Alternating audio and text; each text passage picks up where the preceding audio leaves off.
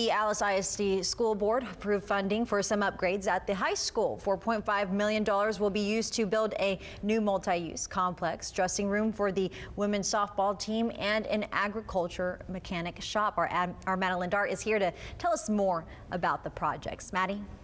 Yeah, Leslie, school officials say these 3 additions are absolutely long overdue, and that multi-use complex especially coming in handy for the entire district because there will be an indoor turf field to use during those hot South Texas summer days.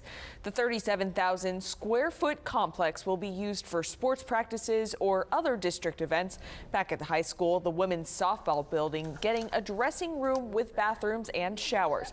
Then the agriculture mechanic shop will house what's needed for plumbing, electrical, and welding programs.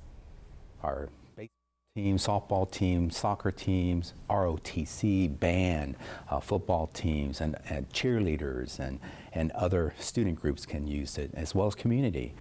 All of these projects will be running concurrently to the bond projects like added classrooms, gymnasiums, and roof repairs.